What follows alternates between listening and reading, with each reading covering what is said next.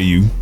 Welcome to Sci-Fi Sundays. From open world sandboxes to cinematic shooters and what makes each of them worth a hit on your radar. Go ahead and put on your Euro style Speedos and dive right in with some of the hottest sci-fi games to ever wish upon a star base. Preparing to transfer now. This is your last chance to bail, June. Do it.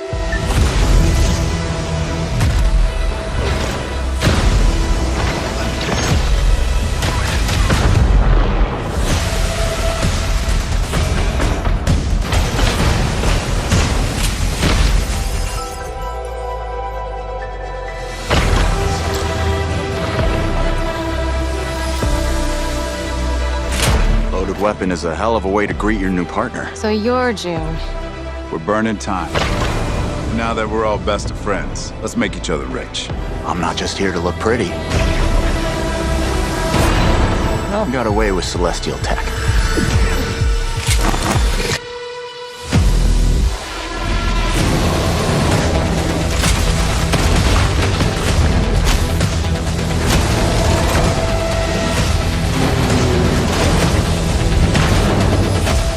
I see a lot of potential in this new partnership. Let me light the way for you. Target acquired. Many thanks again for your help. You should have been honest. This place is forbidden. The price is death. That's what it means to be a traveler.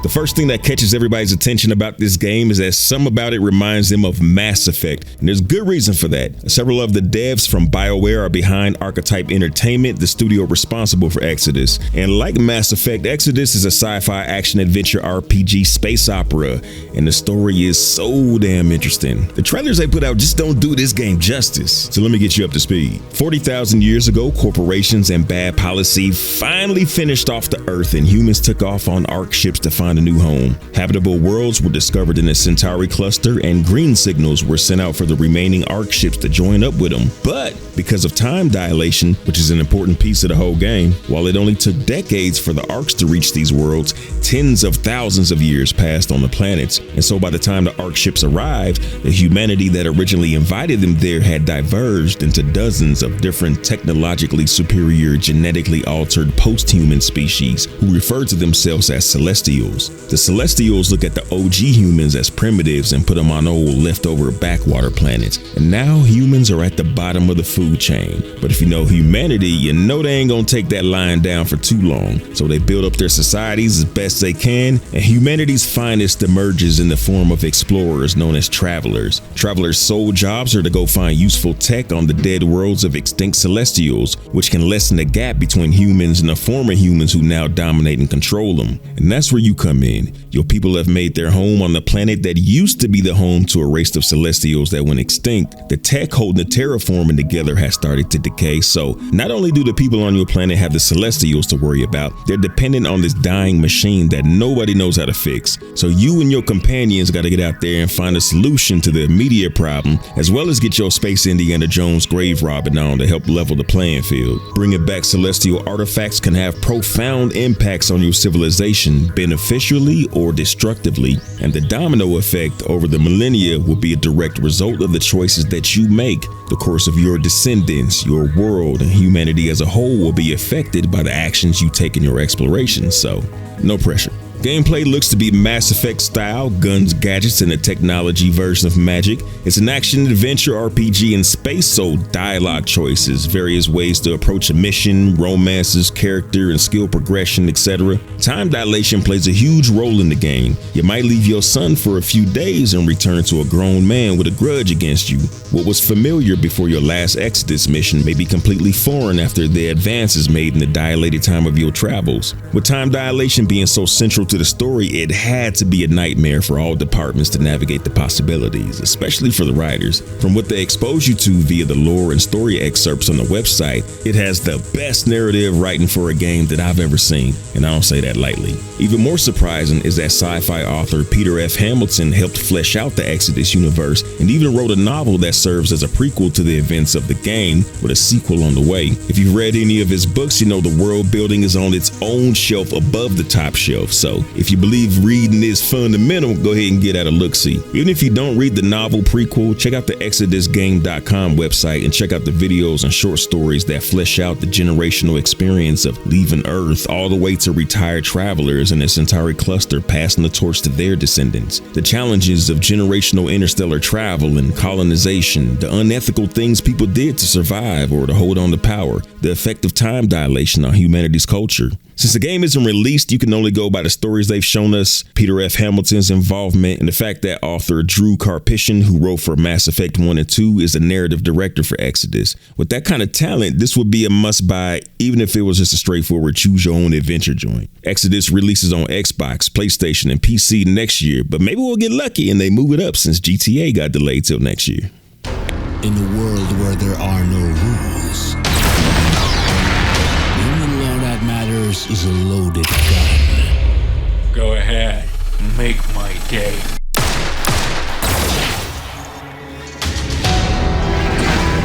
My job is not about taking somebody's life.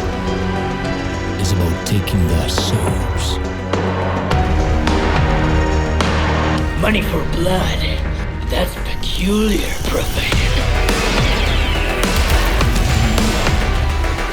Sometimes I kill for money. Sometimes I kill for justice. Your next target, Johnny the Wireman, wanted alive, paying double. Last seen somewhere in Jacobstown area.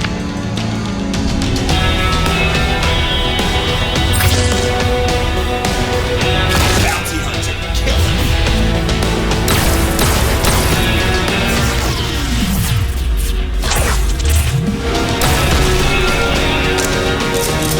He's not going anywhere.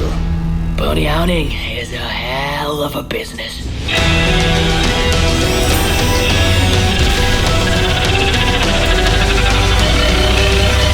Who are you? I am ExeKiller. I want to make you an offer, which I'm sure you won't refuse. ExeKiller has a low swag to it. Cowboy bounty hunter cyborg, retro futurism, the throwback hover car with the worn leather you remember from your cool auntie's car. It got the big readouts in the car like movies back in the day that would scream, "Hey, this is the future." ExeKiller's version of Bullet Time kills every Bullet Time knockoff that so many games copied after The Matrix. You know what I'm talking about. Every game would just slow down so you could do things faster than the enemies, but that's it. You didn't feel fast. The game just felt slow. In this game, you actually zip in one direction or another to make you feel that sense of speed coming across. The one-liners are so corny that they cool and feel right at home in this world. The story of the world is real familiar.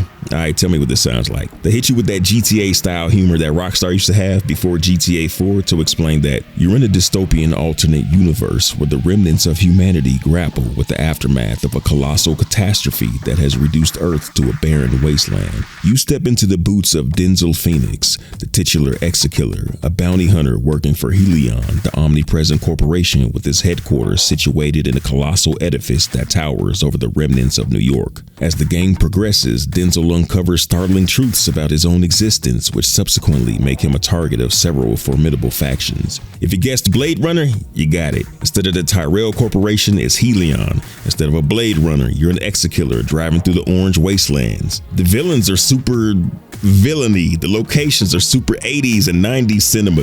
ExeKiller looks like it'll be a dope post-apocalyptic power fantasy and is set for release this year on PC, Xbox, and PlayStation. Is this real?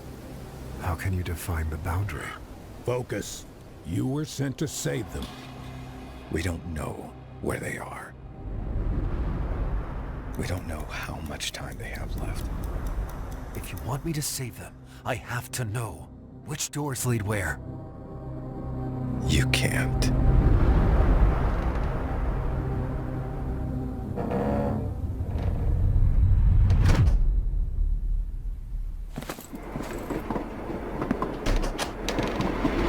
found one. Looks like I'm in a subway. Moving on. Roger that. Proceed with caution. Destination is unknown. Alright. Let's see where this leads.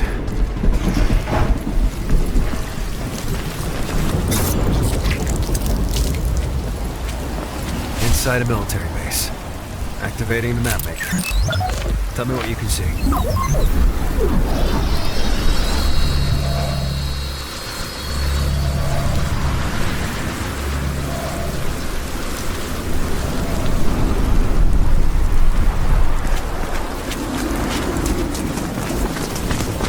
Seems busy out there. Stealthy approach advised. Too late.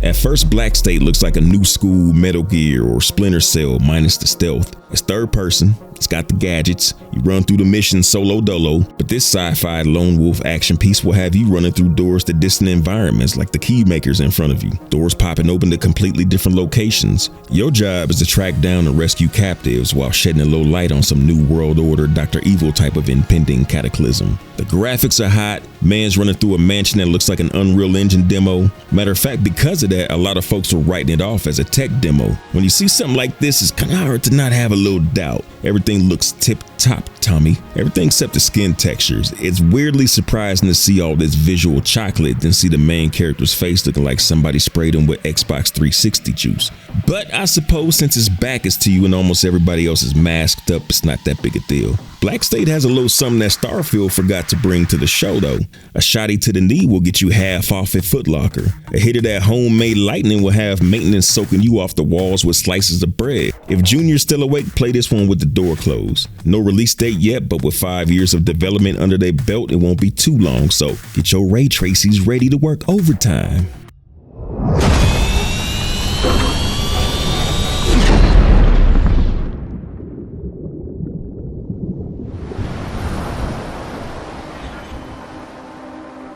What if you could change the decisions you regret in your life and see the outcomes of those choices with your very own eyes?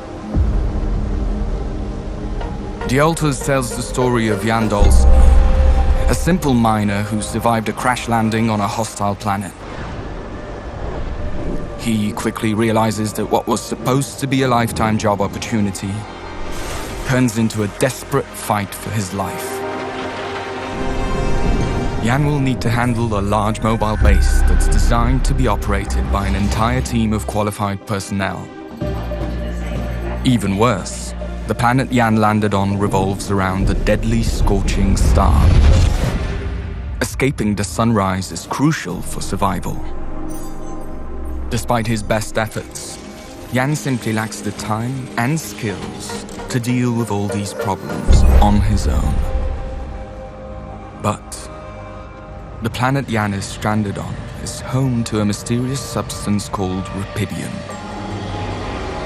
With its use and the help of the quantum computer on board, Jan is able to create alternative versions of himself. The Alters.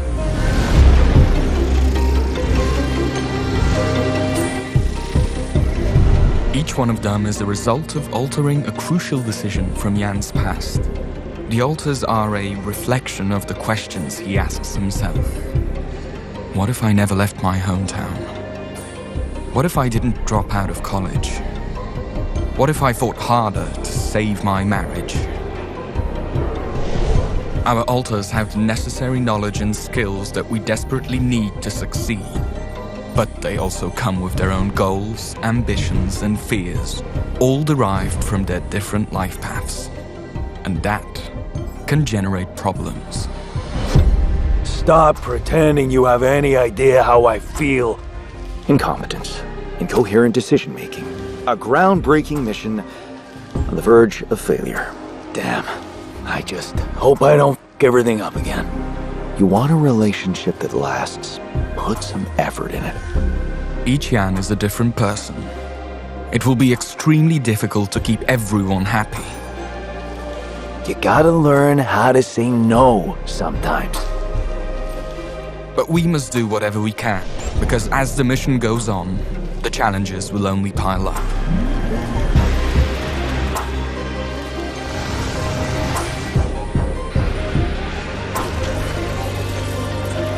Obstacles on the outside, internal tensions that could prove to be even more dangerous, and with a ticking clock of the deathly sun behind our backs, the only way home is to press forward.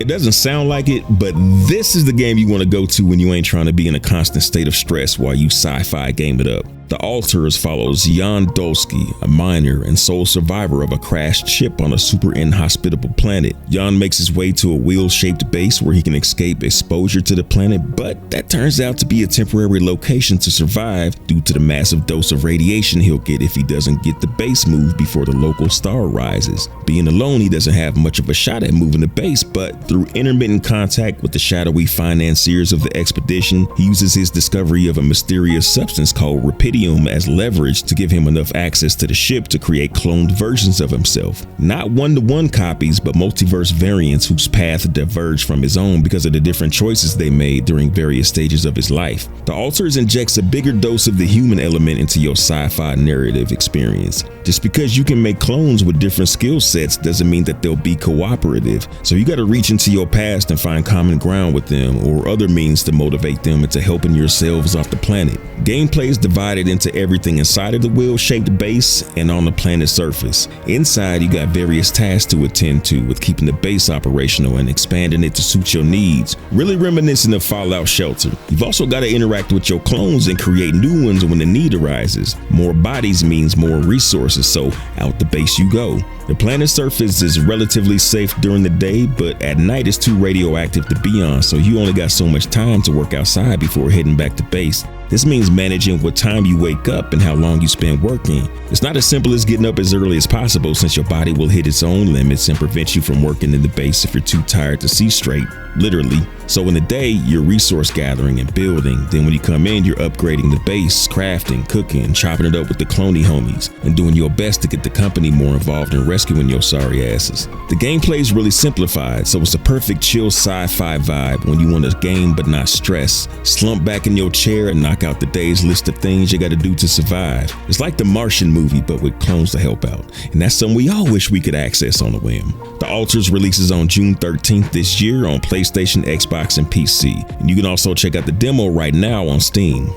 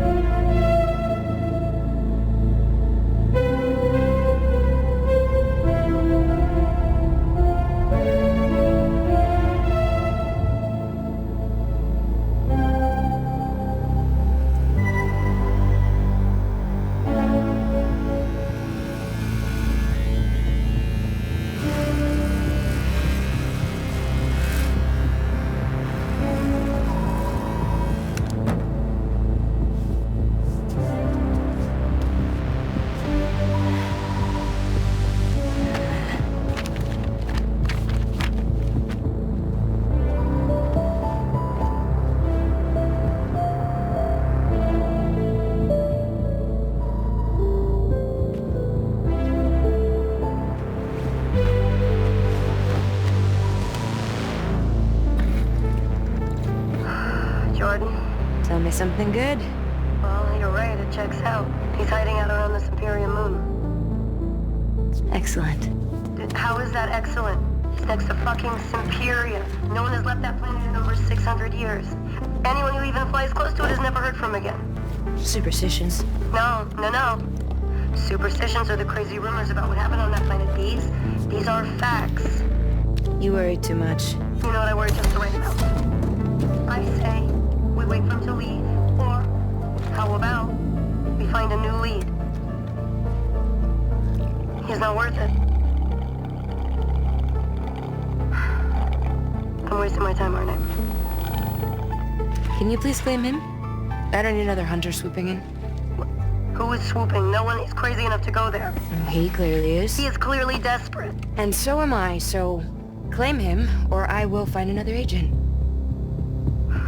Anyone else will deal with your fucking shit. Okay, alright, you know what? There, you're the boss.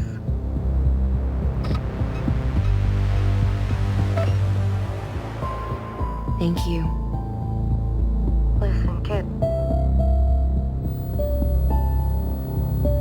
I'll see you on the other side.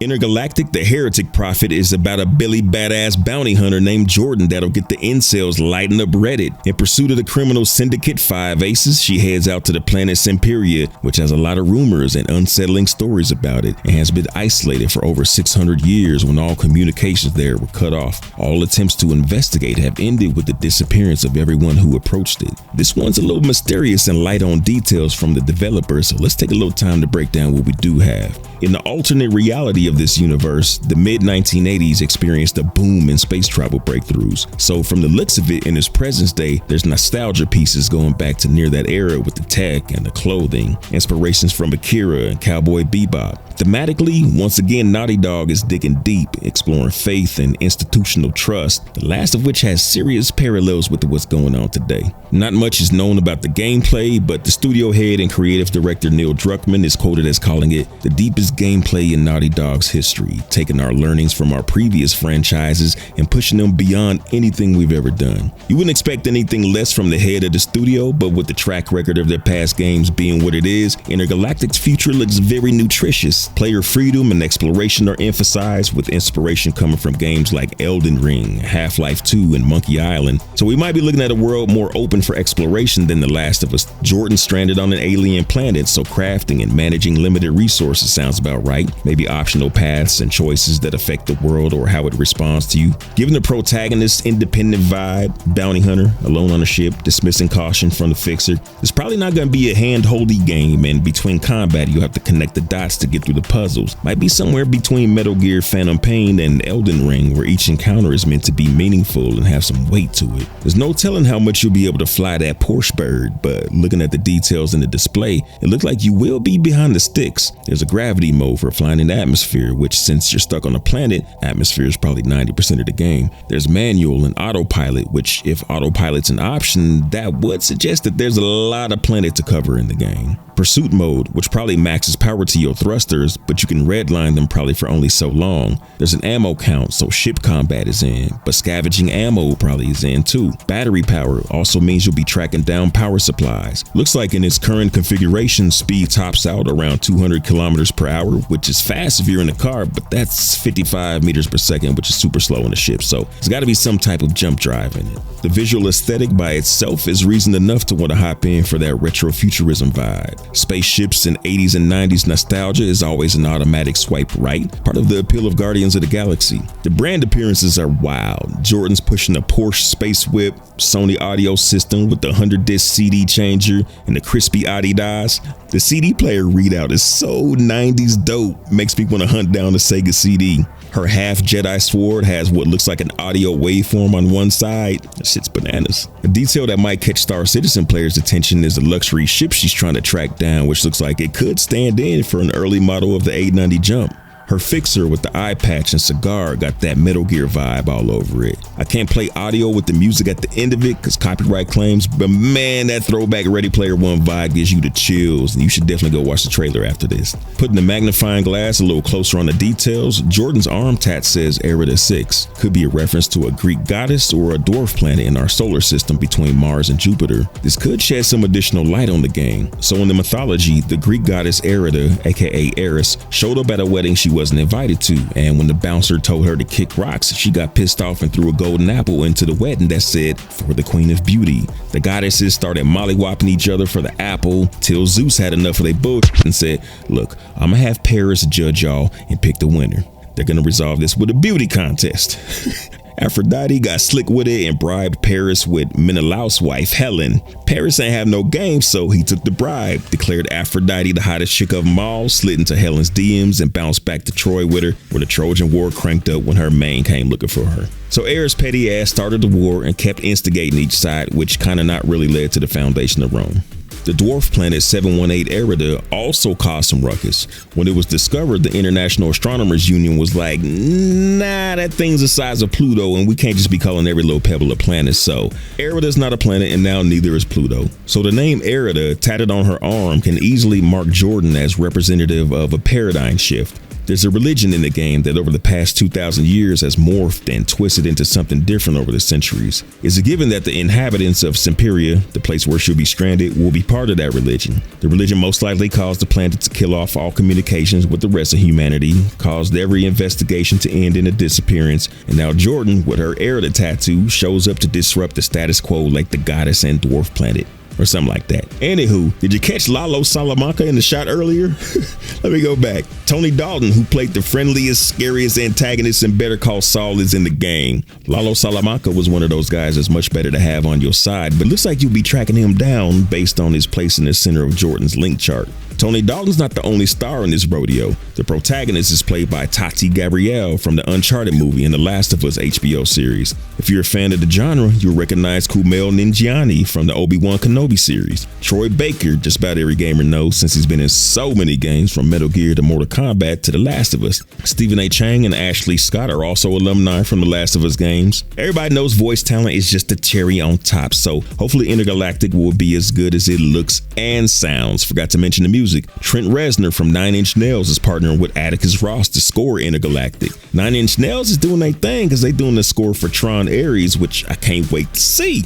Tron Ares. Ares is the god of war and the brother of Erida/Eris. Not really a connection, but I likes it. Intergalactic, the Heretic Prophet, will be launching on PlayStation with no release date on PC, but even though nothing is guaranteed, it looks likely to be ported over to PC for some FXR and DLSS love. Why? 1. Naughty Dog's newer games hit PC after PlayStation. Uncharted games, Last of Us series, even Jak and Daxter. 2. When The Last of Us 2 Remastered was ported over to PC, one of the incentives to get PC players on board with signing into PlayStation Network was unlocking a skin from Intergalactic. So you could say that might have been a subtle way to bring PC players over to PlayStation by establishing them in the Sony ecosystem, but they know once you go PC, you don't go back. I say that from experience in the plural of anecdote. There's a rumor that Intergalactic won't be released until 2027, but at the time of this video, that has not been confirmed by Naughty Dog, so we will see. The sci-fi genre looking pretty beefy for the next few years. Which game has your attention? Let me know down below. Back to the verse soon, but if you like this, Sci-Fi Sundays will be back next week. Big Sugar Cookie shout out to the executive producer Patreons in the building. Lone Wolf and the Hunchers, thanks for supporting your boy, making it do what it do. Shout out to all the fam, they like dig that. Patreons, YouTube members, super chatters, and everybody hitting up the Boss Supply merch store. Appreciate you, boss. Fly dirty citizens.